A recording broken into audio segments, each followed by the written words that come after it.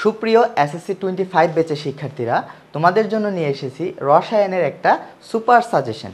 যে সাজেশন তুমি যদি পড়ে যাও, তোমার এসএসসি 25 এর যে পরীক্ষা, সেই পরীক্ষায় একদম 100% তুমি সিকিউতে 100তে 100% তুমি আনসার করতে পারবা। কেমন?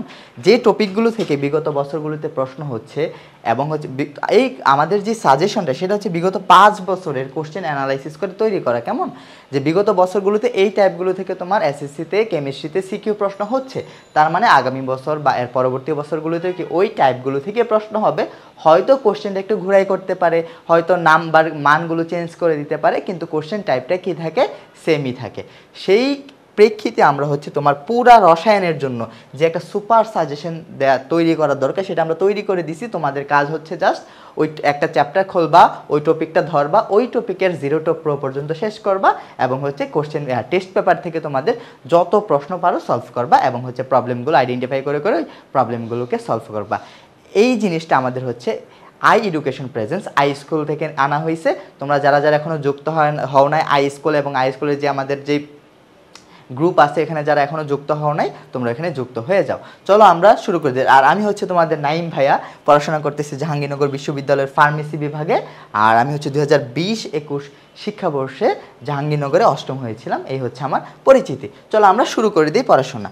ওকে, প্রথমে আমরা কেন দ্বিতীয় চ্যাপ্টারটা নিয়ে কথা বলবো, কেন আমরা প্রথম চ্যাপ্টার নিয়ে কথা বলবো না? কারণ প্রথম চ্যাপ্টার থেকে তুলনামূলকভাবে সিকিউতে প্রশ্ন হয় না। যে প্রশ্নগুলো হয় এমসিকিউর জন্য স্পেসিফিক কয়েকটা টপিক আছে, ওগুলো যদি পড়ো তোমার এমসিকিউ কভার হয়ে যাবে। কিন্তু আমরা যেহেতু এখন সিকিউ নিয়ে কথাবার্তা বলবো, সেক্ষেত্রে সিকিউতে তোমার এই টপিকগুলো ছাড়া 2 নাম্বার চ্যাপ্টারে অন্য কোনো টপিক নাই যেখান থেকে তোমার সিকিউ হইতে পারে। কেমন? চলো আমরা শুরু করি। তাহলে এই চ্যাপ্টারের জন্য তোমার কি পড়া লাগবে, কি পড়া লাগবে না, সেটা যদি তুমি বুঝতে পারো, তাহলে হচ্ছে তোমার পড়াটা অনেক ইজি হয়ে যাবে। ওকে, দেখো এই চ্যাপ্টারের মধ্যে 3টা টপিক আছে হচ্ছে তোমার সিকিউর জন্য। এর মধ্যে ব্যাপন এবং নিঃসরণ, এটা হচ্ছে তোমার হট টপিক। কি বলা হইলো? একদম 5 স্টার টপিক। ব্যাপন এবং নিঃসরণ হচ্ছে 5 স্টার টপিক। এখান থেকে তোমার সিকিউ হবেই। কি ধরনের সিকিউ হবে? ধরো 2টা পরমাণু দিয়ে দিল বা 2টা যৌগ দিয়ে দিল, বলো যে কোন গ্যাসের ব্যাপন হার বেশি, কোন গ্যাসের ব্যাপন হার কম, বা 2টা গ্যাসের মধ্যে তোমরা তুলনামূলক আলোচনা করবা ব্যাপন হার রিলেটেড। কোন সূত্র দিয়ে মনে পড়ে? এই যে R1 divided by R2 equal root over M2 divided by M1 equal root over D2 divided by D1। আরও আছে, আয়তন দিয়েও করতে পারি। তো মোটামুটি গ্রসে এইটুকু যদি পারো, এই ব্যাপন থেকে তোমাদের প্রশ্ন আটকাবা না। তারপরে কি আছে? নিঃসরণ। ব্যাপন এবং নিঃসরণের মধ্যে পার্থক্য, এটা খুবই গুরুত্বপূর্ণ একটা প্রশ্ন। তারপরে যে টপিকটা আছে, এটা হচ্ছে ভাই কি বলা যেতে পারে, এটাকে বলো তো? এটাকে বলা যেতে পারে তোমাদের এই যে কঠিন পদার্থের ওপর তাপ প্রদান, মানে গলনাঙ্ক। গলনের যে একটা গ্রাফ তৈরি হয়, গলনের যে গ্রাফটা তৈরি হয়, এখান থেকে প্রশ্ন হবেই। তারপরে আছে তরল পদার্থের উপর তাপ প্রদান করলে কি তরল পদার্থ ফুটতে শুরু করে, এই অংশটা। আরেকটা পার্ট আছে, সেটা হচ্ছে আমাদের ঊর্ধ্বপাতন। আরেকটা পার্ট আছে কি, সেটা হচ্ছে আমাদের ঊর্ধ্বপাতন, তাই না? এই মোটামুটি এই টপিকগুলো যদি তুমি পারো, এই 3টা তো মূলত গ্রাফ রিলেটেড, আর ওইটা হচ্ছে আমার ম্যাথমেটিক্যাল পার্ট রিলেটেড। তাহলে 2 নাম্বার চ্যাপ্টারের যদি তুমি এই 3টা টপিকের বস হইতে পারো, আর ক খ এর জন্য যে জ্ঞানমূলক প্রশ্ন আছে সেগুলো পড়তে হবে, এই 3টা টপিকের যদি বস হইতে পারো, তোমার এই 2 নাম্বার চ্যাপ্টার থেকে তোমাকে কেউ আটকাইতে পারবে না। চলো আমরা পরবর্তী চ্যাপ্টার নিয়ে কথা বলি। তারপরে আমরা 3 নাম্বার অধ্যায় যে পদার্থের গঠন, এই চ্যাপ্টারটা নিয়ে কথা বলি। এই চ্যাপ্টার থেকে দেখো কি কি প্রশ্ন আইতে পারে, মানে আসতে পারে। এই চ্যাপ্টার থেকে আমাদের কি কি প্রশ্নগুলো আসতে পারে সেটা যদি তোমাদেরকে একটু লক্ষ্য করো। দেখো এই যে আইসো, কি বললাম? এই আইসো রিলেটেড যে কথাগুলো আছে, আইসো মানে কি? সেম। আইসোর আন্ডারে কি থাকতে পারে? আইসোটোপ হইতে পারে,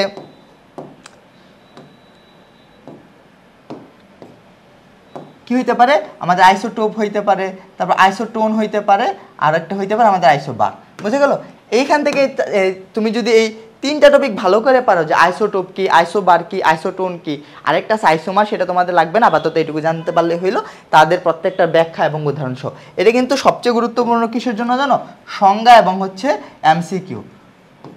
সংজ্ঞা প্লাস এমসিকিউ, এমসিকিউর জন্য গুরুত্বপূর্ণ। তারপরে যেটা আছে পারমাণবিক ভর এবং হচ্ছে আপেক্ষিক পারমাণবিক ভর, এই 2টা জিনিস একটু লক্ষ্য করো এখানে। পারমাণবিক ভর এবং হচ্ছে আপেক্ষিক পারমাণবিক ভর, এটা একটা পার্ট, আর হচ্ছে এটা একটা পার্ট। এই দুইটা জিনিস নির্ণয় করা শিখতে হবে, পারমাণবিক ভর, আপেক্ষিক পারমাণবিক ভর। আরেকটা হচ্ছে যে রাদারফোর্ড এবং হচ্ছে আমার আর কি বলতো বোর পরমাণু মডেল, রাদারফোর্ড এবং বোর পরমাণু মডেল। এখান থেকে তোমার সিকিউ আসবেই আসবে। এই চ্যাপ্টার থেকে সিকিউ করলে রাদারফোর্ড আর বোর পরমাণু মডেল ছাড়া সিকিউ করতেই পারবে না। তার মধ্যে তুমি লক্ষ্য করো এখান থেকে কি কি হইতে পারে, রাদারফোর্ডের এবং বোর পরমাণু মডেলের কি আসতে পারে, ব্যাখ্যা আসতে পারে দুইটার। তারপরে তাদের রাদারফোর্ডের সফলতা, বোরের সফলতা জানতে চাইতে পারে, সীমাবদ্ধতা, রাদারফোর্ডের পরমাণু মডেলের যে সীমাবদ্ধতা ছিল যার উপর বেস করে হচ্ছে বোর পরমাণু মডেল প্রতিষ্ঠিত, মানে হচ্ছে রাদারফোর্ডের সীমাবদ্ধতা, বোরের সীমাবদ্ধতা সবকিছু জানতে চাইতে পারে। আরেকটা হচ্ছে রাদারফোর্ড এবং হচ্ছে বোর পরমাণু মডেলের তুলনামূলক আলোচনা বা পার্থক্য। তাহলে এই গ্রসলি হচ্ছে তোমার এখান থেকে এই টপিকগুলো থেকে সিকি হইতে পারে। তারপরে আরেকটা টপিক আছে, সেটা হচ্ছে তোমার ইলেকট্রন বিন্যাস। কি বললাম, ইলেকট্রন কনফিগারেশন। কত পর্যন্ত, 1 থেকে 30 পর্যন্ত। ইলেকট্রন কনফিগারেশন থেকে তোমার সিকিউ, মানে তুমি যদি এই জিনিসটাই না পারো তাহলে তো রসায়নই শিখা হইলো না, তাই না? সো ইলেকট্রন বিন্যাস তোমার 1 থেকে 30 পর্যন্ত মাস্ট জানা থাকতে হবে। এই জিনিসটা যদি পারো তাহলে মোটামুটি এই চ্যাপ্টার থেকে যে যে প্রশ্ন হইতে পারতো তোমরা পারবা। কি বললাম বলো তো, আইসো রিলেটেড অংশটা, আইসোটোপ, আইসোবার, আইসোটোন, তারপর হচ্ছে পারমাণবিক ভর, আপেক্ষিক পারমাণবিক ভর, এগুলা কিসের উপর, আইসোটোপের উপর বেস করে এগুলো নির্ণয়। কি বললাম, এগুলা নির্ণয় আইসোটোপের উপর বেস করে, আইসোটোপের উপর বেস করে এগুলা নির্ণয়। বুঝে গেল? এই জিনিসটা থেকে প্রশ্ন আসতে পারে, আর হচ্ছে পরমাণু মডেল থেকে প্রশ্ন আসতে পারে। চলো তারপরে যাই 4 নাম্বার যে অধ্যায়, পর্যায় সারণী। ভাই এটা হচ্ছে রসায়নের মাদার বলা হয়, একদম কোর যে সাবজেক্ট, যে পর্যায় সারণী। কেউ যদি ভাই পর্যায় সারণী না পারে সে কি পারবে? পুরো রসায়ন তার কাছে কি দুর্বোধ্য মনে হবে। চলো এখান থেকে মাত্র 2টা টপিক আছে, মানে ব্রডলি হচ্ছে 2টা টপিক, আর সাবটাইপ করা যেতে পারে অনেকগুলো। 2টা টপিকের মধ্যে 1 নাম্বার টপিক কি দেখো তো, মৌলের ভৌত এবং হচ্ছে রাসায়নিক ধর্ম ব্যাখ্যাগুলো। যে মৌলের অ্যাস ব্লকের মৌলগুলোর কীরকম ধর্ম হইতে পারে, বা ক্ষার ধাতুগুলোর কীরকম ধর্ম হইতে পারে, তারপর হচ্ছে অধাতুরগুলো কীরকম ধর্ম হইতে পারে, এই মৌলিক ভৌত ধর্ম আর হচ্ছে রাসায়নিক ধর্ম, এই 2টা ব্যাখ্যা আসতে পারে। আর সবচেয়ে গুরুত্বপূর্ণ যে অংশটা সেটা হচ্ছে পর্যায়ভিত্তিক ধর্ম। কি বললাম, পর্যায়ভিত্তিক ধর্ম, এটা হচ্ছে সবচেয়ে গুরুত্বপূর্ণ। এখন পর্যায়ভিত্তিক ধর্ম থেকে তুমি কি কি পারবে, অনেকগুলো পর্যায়ভিত্তিক ধর্ম আছে। তার মধ্যে পারমাণবিক আকার, এটাকে তুমি 3 স্টার দিতে পারো। তারপরে কি আছে বলো তো, আয়নীকরণ শক্তি, এটাকে তুমি 5 স্টার দিতে পারো, আয়নীকরণ শক্তি। তবে একটা লক্ষ্য করো, আয়নীকরণ শক্তি থেকে কি আসতে পারে, নর্মাল হচ্ছে ব্যতিক্রমগুলো আসে। তাহলে আয়নীকরণ শক্তির ব্যতিক্রম কার কার বলো তো, নাইট্রোজেন, অক্সিজেন, আরেকটা কি আছে বলো তো, বেরিলিয়াম, বোরন। তোমাদের এইগুলাই বারবার আসবে পরীক্ষায়, তাহলে এই 2টা ভালো করে পড়বা, ব্যতিক্রমগুলো ভালো করে পড়তে হবে। কি বললাম, ব্যতিক্রমগুলো ভালো করে পড়তে হবে। তারপরে আসি ইলেকট্রন আসক্তি। তাহলে ইলেকট্রন আসক্তি থেকে ওরকমভাবে প্রশ্ন আসবে, ব্যতিক্রমগুলো। ইলেকট্রন আসক্তি তুমি 5 স্টার দিবে, কত স্টার, 5 স্টার। তাহলে ইলেকট্রন আসক্তির ব্যতিক্রমগুলো আসবে, যেমন ফ্লোরিন, ক্লোরিনের ব্যতিক্রমটা বেশি আসে। কেন, ক্লোরিনের ইলেকট্রন আসক্তি ফ্লোরিন থেকে বেশি, তাহলে এই অংশটাও তোমাদের আসতে পারে ব্যতিক্রম। তারপর কি তড়িৎ ঋণাত্মকতা, ভাই এটা 3 স্টার দিতে পারো, তড়িৎ ঋণাত্মকতা 3 স্টার। আরেকটা কি আছে বলো তো, ধাতব এবং হচ্ছে অধাতব ধর্ম, এটাও তোমার 5 স্টার, এটাও তোমার 5 স্টার দিতে পারো। তাহলে এই চ্যাপ্টার থেকে যদি তুমি এই টপিকগুলো পড়ো ভাই, পর্যায় সারণী থেকে তোমার সিকিউতে তোমাকে আটকানোর মতো কেউ নাই। আর এই বেসিক পার্টটা জানলে এমসিকিউ আমরা আনসার করতে পারি। তাহলে এটা কিভাবে জানো, পর্যায়ের বাম থেকে ডানে গেলে কি হয়, একই গ্রুপের ওপর থেকে নিচে গেলে কি হয়, এই জিনিসগুলো। ওকে, তারপরে আমরা যাই হচ্ছে 5ম চ্যাপ্টারে। আমাদের 5ম চ্যাপ্টার কি, রাসায়নিক বন্ধন। তাহলে বুঝতেই পারতেছি ভাই, রাসায়নিক বন্ধন, তাহলে এখানে বন্ধন রিলেটেড প্রশ্নগুলো হচ্ছে গুরুত্বপূর্ণ। তবে সিকিউ অ্যানালাইসিস করে আমরা কি দেখতে পাই বলো তো, সিকিউ অ্যানালাইসিস করে আমরা এখানে থেকে দেখতে পাই এই যে আয়নিক বন্ধন, একটা হচ্ছে কি আমার আয়নিক বন্ধন, আরেকটা আছে হচ্ছে আমার সমযোজী বন্ধন।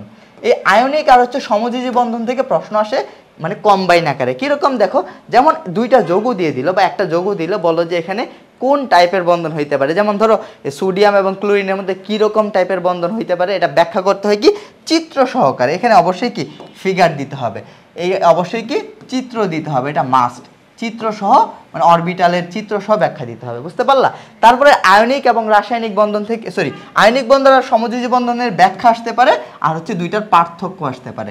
আর এই 2টার উপর বেস করে আবার কি জানতে চাইতে পারে, কার হচ্ছে গলনাঙ্ক বেশি, কার হচ্ছে স্ফুটনাঙ্ক বেশি। আমরা কি জানি, আয়নিক যৌগের তুলনামূলকভাবে গলনাঙ্ক বেশি থাকে, আর সমযোজী যৌগের তুলনামূলকভাবে গলনাঙ্ক স্ফুটনাঙ্ক কম থাকে, ওরকম ব্যাখ্যা চাইতে পারে। আরেকটা আছে যে ধাতব ধর্ম।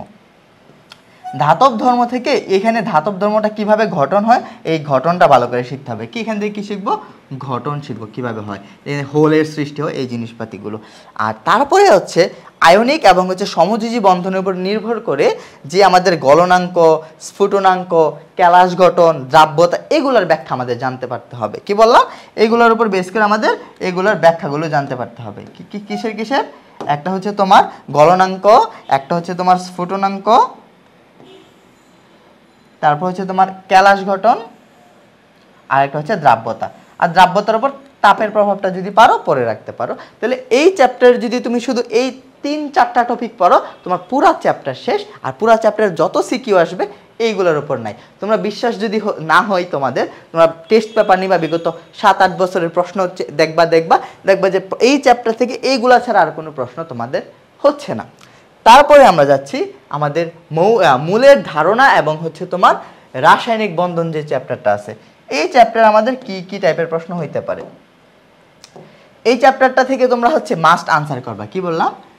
মাস্ট কোশ্চেন আনসার করবা, সিকিউ তোমরা কি করবা? আনসার করবা। কারণ কি, বা এটা হচ্ছে ম্যাথমেটিক্যাল একটা চ্যাপ্টার, এই চ্যাপ্টার থেকে তোমার মার্কস ক্যারি করা খুব ইজি। কারণ কি, এখানে যদি তুমি ম্যাথ প্রপারলি করতে পারো ভাই, কোনো স্যার তোমার নাম্বার কাটবে? স্যার কি তোমার শত্রু না। সো এটা আনসার করার তোমরা কি যথেষ্ট ট্রাই করবা। ওকে, যেমন ধরো এখানে কি কি আসতে পারে, সমীকরণের মাধ্যমে হচ্ছে উৎপাদ এবং হচ্ছে বিক্রিয় গণনা। এই টপিকটা কোনটা মনে পড়ে? আমি একটু রিকল করাই দিচ্ছি। যেমন ধরো এরকম, ধরো হাইড্রোজেন আর হচ্ছে নাইট্রোজেন বিক্রিয়া করে কি তৈরি করে বলো তো? অ্যামোনিয়া তৈরি করে, তাই না? এই যে অ্যামোনিয়া তৈরি করে। ধরো এটার ভর দেয়া আছে, এটার ভর দেয়া আছে, ধরে দিল ধরো 1 গ্রাম। এখন কোশ্চেন চাইলো এই 1 গ্রাম তৈরি করতে তোমার কতটুকু হাইড্রোজেন লাগতেছে বা নাইট্রোজেন লাগতেছে, অথবা এখানের মান দেয়া আছে ওইটার মান বের করতে বলতে পারে। তাহলে এরকম সমীকরণ ভিত্তিক যে গণনাগুলো আছে সেগুলো হচ্ছে এখান থেকে প্রশ্ন হইতে পারে। তারপরে লক্ষ্য করো, নির্দিষ্ট ঘনমাত্রার দ্রবণ তৈরি। নির্দিষ্ট ঘনমাত্রার দ্রবণ তৈরি মানে যে কোনো একটা দ্রবণের ঘনমাত্রা নির্ণয় বা ভলিউম নির্ণয়, এই সূত্রের ম্যাথ সি ইকুয়াল 1000 W/mv, এই সূত্রের ম্যাথ দিয়ে আমাদের প্রশ্ন আসতে পারে। এখান থেকে তোমার ডব্লিউ এর মান জানতে চাইতে পারে, ভি এর মান চাইতে পারে, এম এর মান চাইতে পারে, সি এর মান চাইতে পারে, এই রিলেটেড প্রশ্নগুলো। আর আরেকটা গুরুত্বপূর্ণ টপিক, এটা হচ্ছে 5 স্টার তোমাদের, সেটা হচ্ছে স্থূল সংকেত এবং হচ্ছে আণবিক সংকেত নির্ণয়। একটা যৌগের স্থূল সংকেত এবং হচ্ছে আণবিক সংকেত নির্ণয়, এটা থেকে সিকিউ হবেই হবে, সিকিউ হবেই হবে। তাহলে এই 3টা টপিক মানে রাসায়নিক যে গণনার চ্যাপ্টার, এখান থেকে মাত্র 3টা টপিক যদি তুমি প্রো হইতে পারো, এই চ্যাপ্টারের সকল কিছু তোমার কি হয়ে যাবে? ডান হয়ে যাবে। চলো পরবর্তীতে যাই। রাসায়নিক বিক্রিয়া যে চ্যাপ্টারটা আছে ভাই, এই চ্যাপ্টারটার উপর বেস করে হচ্ছে তুমি পরবর্তী চ্যাপ্টারগুলো পারবা কি পারবা না সেটা ডিপেন্ড করতেছে। কারণ কি, এই চ্যাপ্টারের বিক্রিয়ার জিনিসগুলো যদি তুমি প্রপারলি বুঝতে পারো তাহলে হচ্ছে পরবর্তী চ্যাপ্টারে তোমরা অ্যাপ্লাই করতে পারবে, তাই তো? সেক্ষেত্রে এই চ্যাপ্টারটা তোমরা কেউ ছাড়বা না, এটা মাস্ট তোমরা আনসার করবা।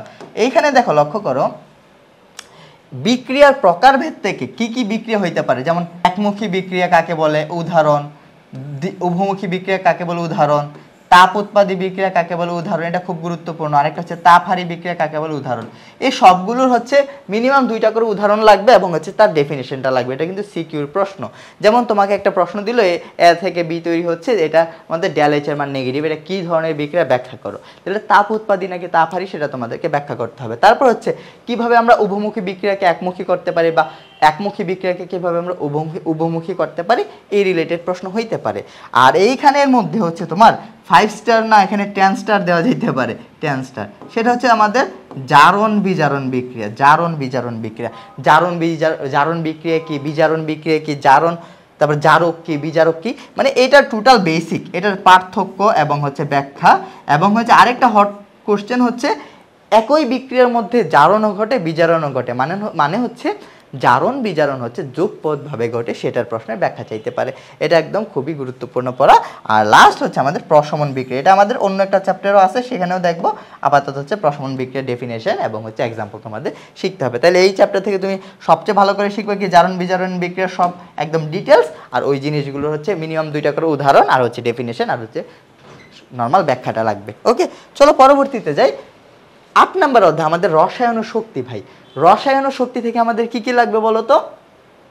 ডেলএইচ এর মান নির্ণয়, এই পার্টটা থেকে সবাই সিকিউ আনসার করতে হয়, কারণ কি এটা খুব ইজি, খুব ইজিলি আমরা কি করতে পারি, মার্কস ক্যারি করতে পারি। ডেলএইচ এর মান নেগেটিভ হলে তাপহারী বিক্রিয়া, তাপ উৎপাদী বিক্রিয়া, ডেলএইচ এর মান পজিটিভ হলে তাপহারী বিক্রিয়া, এই জিনিসগুলো।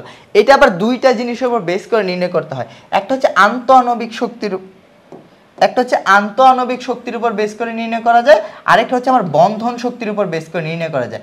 দুইটা দিয়ে আমাদের প্রশ্ন আসে, তবে হচ্ছে গুরুত্ব সহকারে মনে রাখবা এটা দিয়ে নর্মালি এমসিকিউ আসে, আর এটা দিয়ে আমাদের হচ্ছে সিকিউ পার্টটা আসে। ওকে, তাহলে এই দুইটা জিনিস একদম ভালো করে আমাদের শিখতে হবে। তারপরে হচ্ছে তোমার তড়িৎ বিশ্লেষ্য কোষ, কি বললাম, তড়িৎ বিশ্লেষ্য কোষ, আরেকটা হচ্ছে আমার গ্যালভানিক কোষ। প্রথমে আমার কি, একটা হচ্ছে আমার তড়িৎ বিশ্লেষ্য কোষ, আরেকটা হচ্ছে আমার গ্যালভানিক কোষ, আরেকটা হচ্ছে আমার গ্যালভানিক কোষ। এখন লক্ষ্য করো তড়িৎ বিশ্লেষ্য কোষ থেকে তোমার কি কি পড়তে হবে। তোমরা যদি প্রশ্ন দেখো, তড়িৎ বিশ্লেষ্য কোষ থেকে সোডিয়াম ক্লোরাইডের গাঢ় দ্রবণের তড়িৎ বিশ্লেষণ, আরেকটা হচ্ছে সোডিয়াম ক্লোরাইডের গলিত দ্রবণের তড়িৎ বিশ্লেষণ। এই দুইটার পার্থক্য তোমাদের অনেক ভালো করে জানতে হবে, অনেক ভালো করে, এবং কোনটার মধ্যে কি উৎপন্ন হয়, কোনটার মধ্যে ক্যাথোডে যায়, অ্যানোডে যায়, এই জিনিসগুলো জানতে হবে।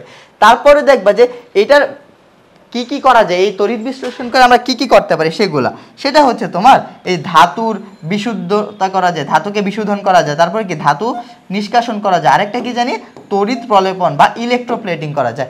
এই পার্থক্য থেকে তোমাদের সিকিউতে কোশ্চেন হয়। আর আরেকটা হচ্ছে এই যে গ্যালভানিক কোষের গঠন এবং হচ্ছে ব্যাখ্যা, কিভাবে হচ্ছে গ্যালভানিক কোষ দিয়ে আমরা কি করতে পারি, তড়িৎ উৎপাদন করতে পারি, সেটা ব্যাখ্যা আসতে পারে বিক্রিয়া সহ। আরেকটা হচ্ছে শুষ্ক কোষের গঠন এবং হচ্ছে ব্যাখ্যা, এটাও প্রায় সিকিউতে গতে আসতে দেখা যায়। তাহলে তুমি যদি এই চ্যাপ্টার থেকে মোটামুটি এই টপিকগুলো পারো, এই চ্যাপ্টারটা একটু বড়, তবে ম্যাথ আছে যেহেতু এবং বিক্রিয়া যেহেতু, তোমরা এইটা যদি আনসার করো স্যাররা অনেক খুশি হয়ে যাবে। কি হয়ে যাবে, স্যাররা অনেক খুশি হয়ে যাবে এবং তোমার মার্কস কম কাটবে। কারণ কি বলতো, এখানে স্যাররা রসায়ন পরীক্ষা দিচ্ছে, তোমার খাতায় যদি বিক্রিয়াই না থাকে, তোমার খাতায় যদি ম্যাথমেটিক্যাল পার্টি না থাকে, তাহলে এই স্যাররা একটু খুশি হয় না, বুঝে গেল? ওকে, পরবর্তী চ্যাপ্টারে যাই, অ্যাসিড ক্ষার সমতা। এখান থেকে দুই টাইপের প্রশ্ন হইতে পারে। অ্যাসিড ক্ষার সমতা থেকে কিরকম প্রশ্ন হয় দেখো তো, একটা হইতে পারে অ্যাসিড বৃষ্টি কিভাবে তৈরি হয়, একটা হচ্ছে কিভাবে তৈরি হচ্ছে, আরেকটা কি ক্ষতিকর প্রভাব। অ্যাসিড বৃষ্টি তৈরি সালফার ডাইঅক্সাইড থেকে হইতে পারে, কার্বনিক অ্যাসিড থেকে হইতে পারে, 3-4টা বিক্রিয়া আছে দেখবা যে বইয়ের মধ্যে দেয়, ওই সিকোয়েন্স অনুযায়ী বিক্রিয়াগুলো দিতে হবে। আরেকটা হচ্ছে অ্যাসিড ক্ষার প্রশমন বিক্রিয়া। প্রশমন বিক্রিয়া কাকে বলে, এটা আগেও গেছে, তাহলে প্রশমন বিক্রিয়া কাকে বলে ব্যাখ্যা সহ, মানে উদাহরণ সহ ব্যাখ্যা তোমাদের শিখতে হবে। তারপরে যেটা আছে পানির ক্ষরতা, এটা তেমন গুরুত্ব না, তবে প্রায় প্রশ্ন হয়ে থাকে। পানির ক্ষরতা থেকে কীরকম প্রশ্ন হয়, যে ক্ষরতা কি, ক্ষরতা কেন হয়, কোন কোন যৌগের কারণে, কোন কোন লবণের কারণে যে ক্ষর পানি হয়, এবং হচ্ছে এটা কিভাবে আমরা দূর করতে পারি, এবং হচ্ছে এটার ফলে কি কি প্রভাব সৃষ্টি করে, এটার ফলে কি কি প্রভাব সৃষ্টি করতে পারে সেই জিনিসটা। কি কি বললাম, একটা হচ্ছে কিভাবে এটা দূর করব, আরেকটা হচ্ছে এটার প্রভাব। ক্ষর পানির ফলে কি হয়, সাবানের ফেনা কম ওঠে, কাপড় কাচতে প্রবলেম হয়, এটসেট্রা এটসেট্রা। তাহলে এইখান থেকে তোমরা হচ্ছে মাত্র এই 3টা টপিক যদি ভালো করে পারো, এই চ্যাপ্টার তোমাদের একদম কভার হয়ে যাবে। ওকে, এখন আসি হচ্ছে আমাদের পরবর্তী চ্যাপ্টার, খনিজ সম্পদ এবং হচ্ছে ধাতু নিষ্কাশন। এই চ্যাপ্টারটা না মানে পোলাপান হচ্ছে খুব ভয় পায়, আর হচ্ছে লিখতে একটু ঝামেলা মনে হয়, কেমন। তো তোমরা যদি একান্ত এটা স্কিপ করতে চাও করতে পারো, তবে এখান থেকে সিকিউ একটা থাকবে, এটা ম্যান্ডেটরি। ওকে, তাহলে এখান থেকে কী টাইপ প্রশ্ন হয়, এখান থেকে বড় একটা টাইপের প্রশ্ন হচ্ছে তোমার ধাতু নিষ্কাশনের কৌশল, যেমন অ্যালুমিনিয়াম বা বক্সাইড। এখানে কিন্তু আকরিকের নামগুলো মনে রাখতে হবে, হ্যাঁ, যেমন অ্যালুমিনিয়াম কীভাবে নিষ্কাশন করা হয়, সালফার কীভাবে নিষ্কাশন করা, এই জিনিসগুলো।